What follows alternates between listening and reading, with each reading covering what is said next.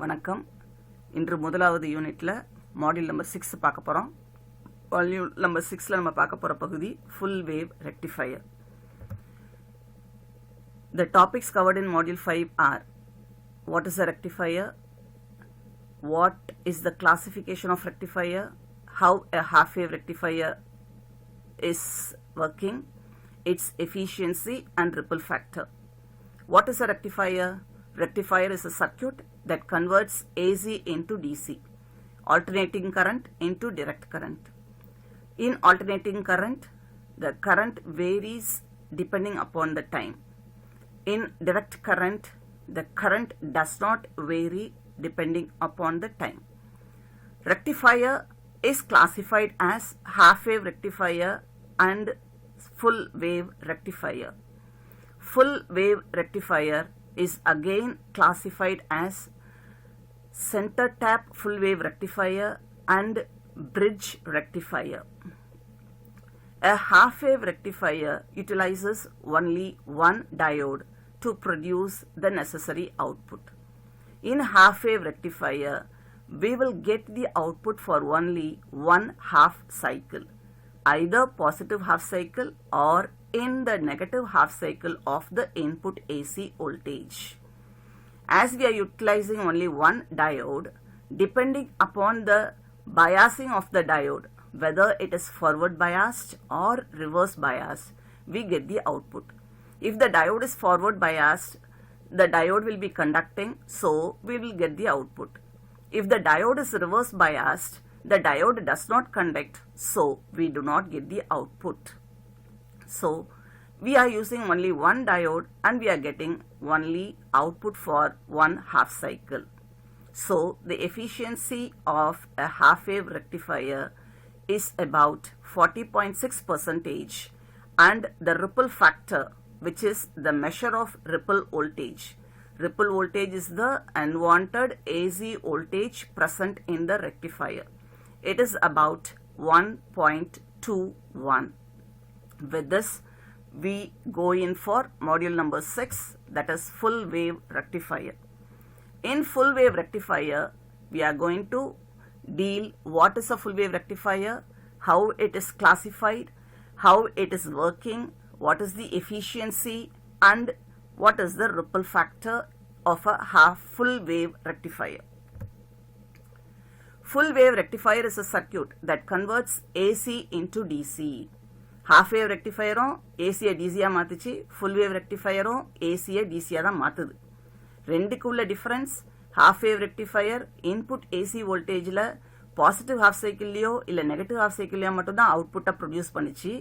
ஆனா full wave rectifierல positive half cycleலையும் அவுட்புட் கிடைக்கும், நெகட்டிவ் half cycleலையும் அவுட்புட் கிடைக்கும். அதனால half wave rectifier சர்க்யூட்டோடைய கம்பேர் பண்ணும்போது full wave rectifier சர்க்யூட்டோடைய அவுட்புட் வோல்டேஜ் அதிகமாக இருக்கும். full wave rectifier எப்படி கிளாசிஃபை பண்றாங்க? full wave center tap rectifier, full wave bridge rectifier.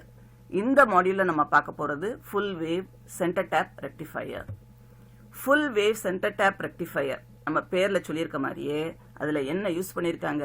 center tap rectifier use பண்ணிருக்காங்க. center tap rectifierனா என்னது?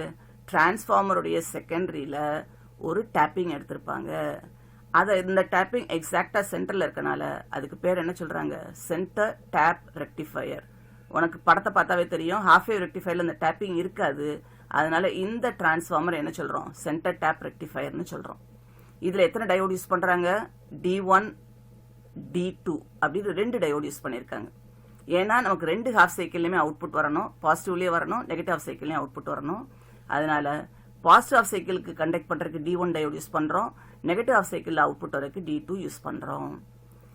இப்ப இதனுடைய ஒர்க்கிங்கை படிக்கிறதுக்கு நம்ம இந்த ஒர்க்கிங்கை ரெண்டு வகையா பிரிச்சுக்குவோம். எப்படி பிரிக்க போறோம்? நம்ம இன்புட் ஏசி வோல்டேஜ் பாசிட்டிவா இருக்கும் போது எப்படி ஒர்க் ஆக போகுது இந்த சர்க்யூட், இன்புட் ஏசி வோல்டேஜ் நெகட்டிவா இருக்கும் போது எப்படி ஒர்க் ஆக போகுது. இப்ப இன்புட் ஏசி வோல்டேஜ் பாசிட்டிவா இருந்துச்சு அப்படின்னா நமக்கு எண்ட் ஏ என்னவா இருக்கும்? பாசிட்டிவா இருக்கும். end A is positive with respect to O and end B is negative with respect to O. அப்படி பார்த்தோம் அப்படின்னா end A பாசிட்டிவா இருக்கனால டயோடு D1 உடைய ஆனோடுக்கு பாசிட்டிவ் வோல்டேஜ் கிடைக்கும். அதனால D1 ஃபார்வர்ட் பயாஸ் ஆகி D1 கண்டக்ட் பண்ணிரும். ஆனா end B நெகட்டிவா இருக்கனால D2 உடைய ஆனோடுக்கு நெகட்டிவ் வோல்டேஜ் கொடுக்கறனால D2 என்ன செய்யாது, கண்டக்ட் பண்ணாது. அதனால பாசிட்டிவ் ஆஃப் சைக்கிள் எந்த டயோட் கண்டக்ட் பண்ண போகுது, D1 டயோட் தான் கண்டக்ட் பண்ண போகுது. அப்ப கரண்டோடைய ஃப்ளோ எப்படி இருக்கும், எண்ட் ஏல ஸ்டார்ட் பண்ணி D1ல இருந்து RL உடைய எக்ஸ் எண்டு, RL உடைய ஒய் எண்ட்ல இருந்து ஓல போய் முடிஞ்சிரும். அப்ப கரண்ட் எப்படி ஃப்ளோ ஆகுது, RL உடைய வலது பக்கத்துல இருந்து RL உடைய இடது பக்கத்துக்கு ஃப்ளோ ஆகுது. அப்ப நமக்கு அவுட்புட் வோல்டேஜ் எங்க கிடைக்கும், இந்த மாதிரி இடத்துல பாசிட்டிவ் ஆஃப் சைக்கிள்ல பாசிட்டிவ்லயே வோல்டேஜ் கிடைச்சிரும். இப்ப இன்புட்ல ஏசி நெகட்டிவாக மாறும்போது எண்ட் பி என்னவாயிரும், பாசிட்டிவ் ஆயிரும், எண்ட் ஏ நெகட்டிவா மாறிடும். அப்ப எண்ட் ஏ நெகட்டிவா இருக்கனால D1 உடைய ஆனோடுக்கு நெகட்டிவ் வோல்டேஜ் கொடுக்கறனால D1 என்ன செய்யாது, கண்டக்ட் பண்ணாது. ஆனா எண்ட் பி பாசிட்டிவா இருக்கனால டயோடு D2க்கு உடைய ஆனோடுக்கு பாசிட்டிவ் வோல்டேஜ் கிடைக்கிறதுனால D2 கண்டக்ட் ஆகும். அப்ப D2 அவுட்புட்ல வோல்டேஜை கொடுக்கும். இப்ப இந்த சர்க்கியூட்ல இருந்து அவுட்புட் கிடைக்காது, ஆனா இந்த சர்க்கியூட்ல அவுட்புட் கிடைக்கும். அவுட்புட்டோடைய கரண்ட் பார்த்தோம் அப்படின்னா எண்ட் பில ஆரம்பிச்சு டயோடு D2ல இருந்து RL உடைய எக்ஸ், RL உடைய ஒய்ல இருந்து ஓல முடிஞ்சிடும். ப்ரீவியஸா பார்த்தப்பையும் கரண்ட் எப்படி ஃப்ளோ ஆச்சு, இந்த எண்ட்ல இருந்து ப்ரீவியஸா பார்க்கும் போதும் கரண்ட் எப்படி ஃப்ளோ ஆச்சு, RL உடைய எக்ஸ் எண்ட்ல இருந்து ஒய்ல ஃப்ளோ ஆச்சு. இப்ப நெகட்டிவ் ஹாஃப் சைக்கிளையும் கரண்ட் எப்படி ஃப்ளோ ஆகுது, எக்ஸ்ல இருந்து ஒய். அதனால இன்புட்ல நெகட்டிவ் ஹாஃப் சைக்கிள் வந்தாலும், நெகட்டிவ் வோல்டேஜ் வந்தாலும் அவுட்புட் எங்க கிடைக்குது, பாசிட்டிவ்லயே கிடைக்குது. D1ல வந்து பாசிட்டிவ் ஹாஃப் சைக்கிள்ல இருக்க கண்டக்ஷனை காமிச்சிருக்காங்க. D2 ஃபுல்லா இன்புட் ஏசி வோல்டேஜ்ல இருக்கும் போது அவுட்புட் வரதை காமிச்சிருக்காங்க. இதை இன்னும் கொஞ்சம் டீட்டெயில்டா இந்த வேவ் ஃபார்ம்ல பார்த்தீங்கன்னா உனக்கு ஈஸியா புரியும். VIங்கிறது இன்புட் வேவ் ஃபார்ம், இது பாசிட்டிவ் ஆஃப் சைக்கிள்னு சொல்ல போறோம், இது நெகட்டிவ் ஆஃப் சைக்கிள்னு சொல்ல போறோம். V0 அப்படிங்கிறது எப்பெல்லாம் டயோட் D1 கண்டக்ட் பண்ணுதோ, தட் இஸ் பாசிட்டிவ் ஆஃப் சைக்கிள்ல பூரா நமக்கு கிடைக்கக்கூடிய அவுட்புட்டா காமிச்சிருக்காங்க. D2 அப்படிங்கிறது இன்புட் ஏசி வோல்டேஜ் எப்பெல்லாம் நெகட்டிவா இருக்கோ அப்பெல்லாம் கிடைக்கக்கூடிய அவுட்புட் வோல்டேஜ் இங்க காமிச்சிருக்காங்க. கடைசி நாலாவது இருக்க வேவ் ஃபார்ம் வந்து லோட் ரெசிஸ்டன்ஸ் RLல இந்த ரெண்டு வோல்டேஜோடைய காம்பினேஷனை காமிச்சிருக்காங்க. அதனால என்னதான் இன்புட்ல நெகட்டிவ் வோல்டேஜ் வந்தாலும் அவுட்புட்ல ஃபுல்லா என்ன கிடைக்குது, பாசிட்டிவ்லயே வோல்டேஜ் கிடைக்கிறதுனால நமக்கு ஃபுல் வேவ் ரெக்டிஃபயர் என்ன வேவ் ஃபார்மை ப்ரொடியூஸ் பண்ணி கொடுத்துருது, நெகட்டிவ் வோல்டேஜை கொடுத்துருது. இப்போ நான் சொன்னதை ஃபுல்லா இங்க பாயிண்ட்ஸா கொடுத்துருக்கேன். பாசிட்டிவ் ஆஃப் சைக்கிள்ல எண்ட் ஏ பாசிட்டிவா இருக்கு, எண்ட் பி நெகட்டிவா இருக்கு. டயோட் D1 ஃபார்வர்ட் பயாஸ் ஆகும், டயோட் D2 ரிவர்ஸ் பயாஸ் ஆயிரும்.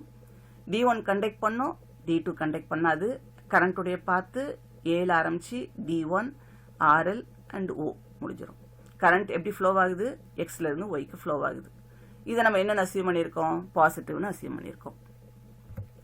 நெகட்டிவ் ஆஃப் சைக்கிள்ல எண்ட் பி பாசிட்டிவா இருக்கு, எண்ட் ஏ நெகட்டிவா இருக்கு. டயோடு D2 ஃபார்வர்ட் பயாஸ் ஆயிரும், டயோடு D1 ரிவர்ஸ் பயாஸ் ஆயிரும். அதனால D1 கண்டக்ட் ஆகாது, D2 கண்டக்ட் ஆகும்.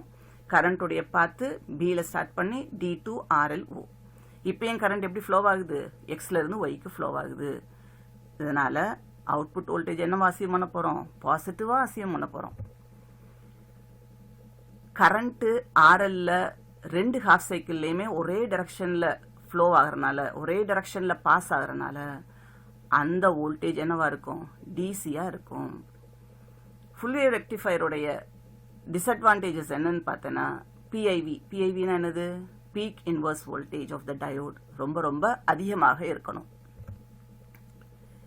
ஃபுல் வேவ் சென்டர் டேப் ரெக்டிஃபயருடைய efficiency 81.2%, ripple factor 0.48, output frequency is twice the input frequency. Efficiency கிட்டத்தட்ட ஹாஃப் வேவ் ரெக்டிஃபயருடைய 2 மடங்கு. அங்க 40.6% பார்த்தோம், இங்க 81.2%. ரிப்பிள் ஃபேக்டர் அங்க என்ன பார்த்தோம், 1.21, இங்க ரிப்பிள் ஃபேக்டர் 0.48. அப்ப எவ்வளவு குறைஞ்சிருது பத்தியா. அதனால ஃபுல் வேவ் சென்டர் டேப் ரெக்டிஃபயருடைய அவுட்புட்ல ரொம்ப ரொம்ப கம்மியான தேவையில்லாத ஏசி வோல்டேஜ் இருக்கும். அவுட்புட் ஃப்ரீக்வன்சி இன்புட் ஃப்ரீக்வன்சியை விட 2 மடங்கா இருக்கிறதுனால அந்த தேவையில்லாத அன்வான்ட் ஏசி வோல்டேஜையும் நம்ம ஈஸியாக ஃபில்டர் சர்க்யூட்ஸ் போட்டு ஃபில்டர் பண்ணிடலாம்.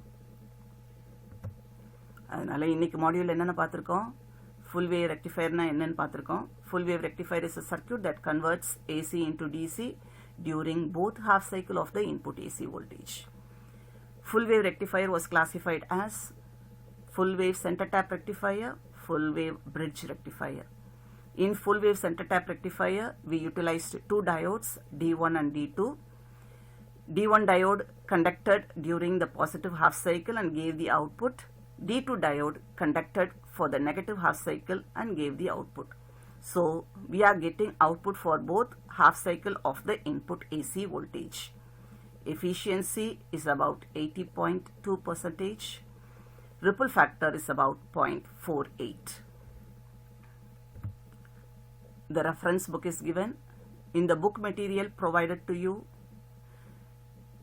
the topic is covered in the page number 23 to 24.